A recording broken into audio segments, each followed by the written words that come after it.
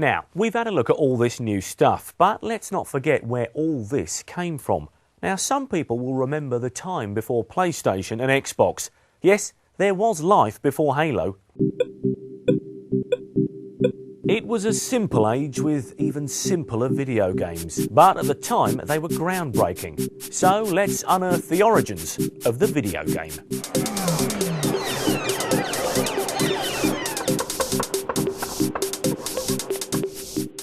I've been a lifelong video game fan, and 6 years ago I was looking through my old copy of a film guide when I thought, why isn't there a book like this for video games? With millions and millions of gamers around the world, it seemed almost an injustice that no one had thought of the right one. This is where it all started. Space War, developed in 1962, the first video game ever. Imagine fitting that in your front room. It was designed by a bunch of students at the American university MIT. They basically designed it for fun on the university's DEC PDP-1 mainframe.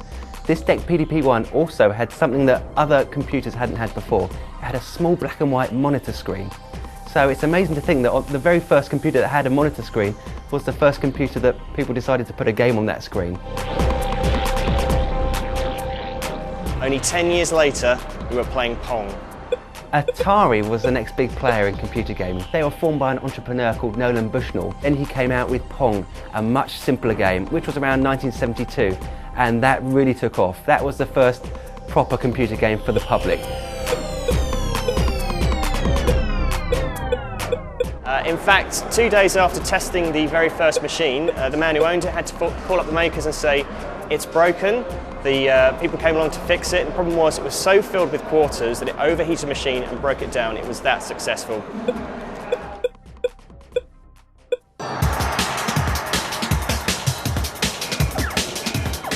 This is probably the most famous video game ever made. This is Space Invaders. It was developed in 1978 by a Japanese company called Taito. The appeal of this game was such that even today, for many people, Space Invaders is video games. It's probably the most famous because it's the most successful game I can think of.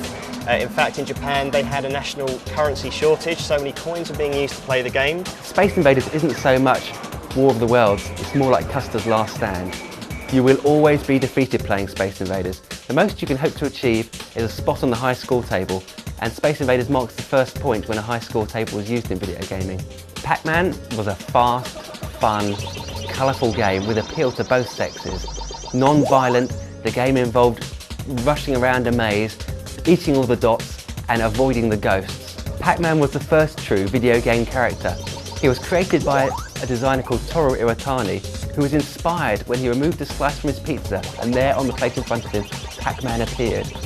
Donkey Kong is a really important game in the history of gaming. It came out in 1981, and it marks the very first true platform game because it featured jumping and going up and down girders. It marks the first game by Nintendo, who are of course still a big player in video games today.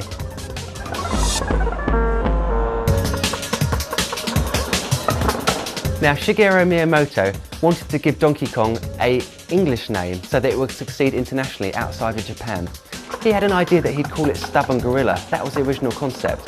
Looking through a Japanese-English dictionary, he settled on the synonyms for stubborn, donkey, for gorilla, Kong, and so Donkey Kong was created.